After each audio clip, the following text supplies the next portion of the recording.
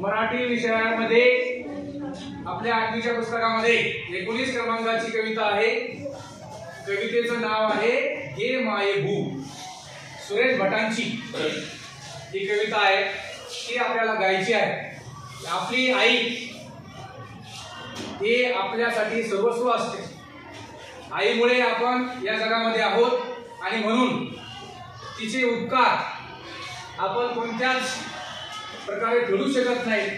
यासाठी आपण तिचं गुणगान गाऊन तिचे उपकार करण्याचा प्रयत्न करायला पाहिजे। मी सुरुवातीला पुढे ही कविता गाऊन दाखवण्याचा प्रयत्न करतो, तुम्ही सुद्धा माझ्यासोबत गायचं आहे। गाणार का? हो। गे माय भू तुझे मी फेडीन पांग सारे, गे माय भू तुझे मी फेडीन पांग सारे, गे माय भू तुझे मी फेडीन पांग सारे, गे माय भू तुझे मी फेडीन पांग सारे, आणीन आरतीला हे सूर्य चंद्र तारे, आणीन आरतीला हे सूर्य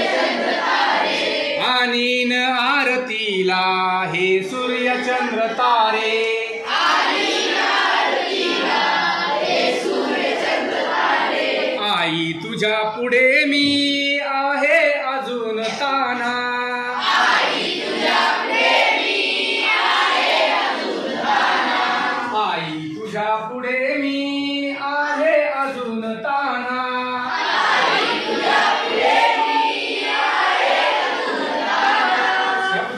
सोड माझ्या आता हळूच पाना, शब्दात सोड माझ्या गे माय भू तुझे मी फेडीन पांग सारे, गे माय भू तुझे मी फेडीन पांग सारे, आणीन आरतीला हे सूर्य चंद्र तारे,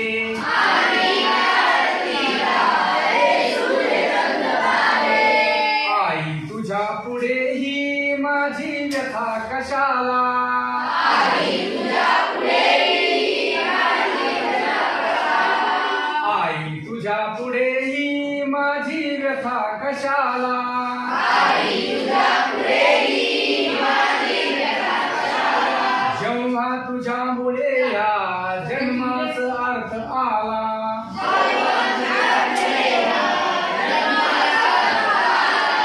गे माय भू तुझे मी फेडीन पांग सारे, गे माय भू तुझे मी फेडीन पांग सारे, आणीन आरतीला हे सूर्य चंद्र तारे, आणीन आरतीला हे सूर्य चंद्र तारे, मी पाय धूळ घेतो जेव्हा